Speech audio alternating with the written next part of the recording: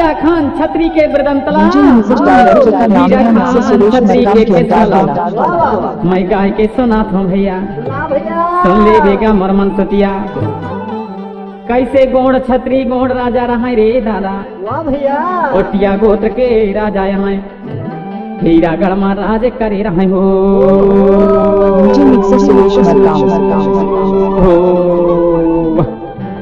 साना ना ना ना ना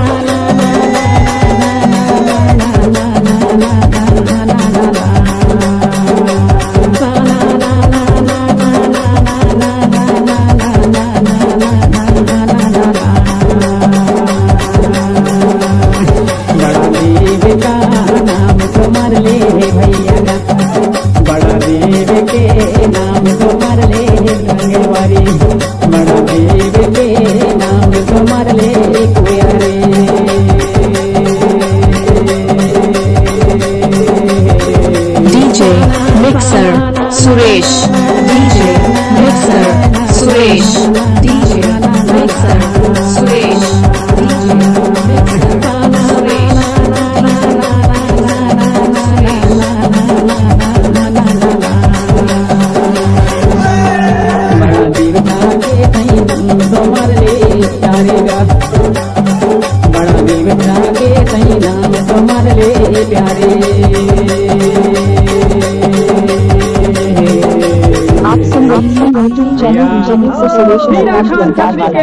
बता रहे हो भैया।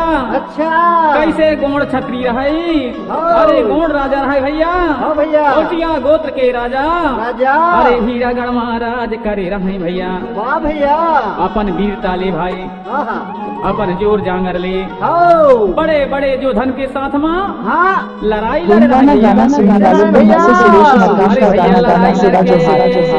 वीर कर्तव्य के भैया। अरे कैसे सबके सलिख रहे भैया, मैं गाय के सुनात हूँ भैया, सुन ले बेगा मरमन सतिया। कैसे गोड़ छतरी गोड़ राजा रहा रे दादा, ओटिया गोत्र के राजा यहाँ हीरा गढ़ महाराज करे रहे हो।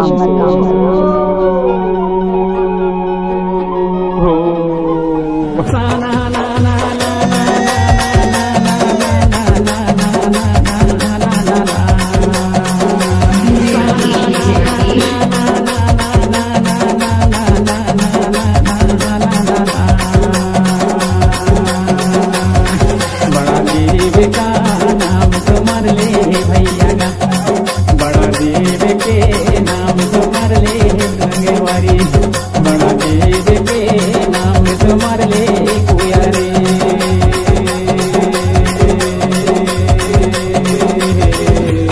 ना ना गाना सुनने वाले को मुझसे सुरेश मरकाम का गाना गाना सिवा जोहार।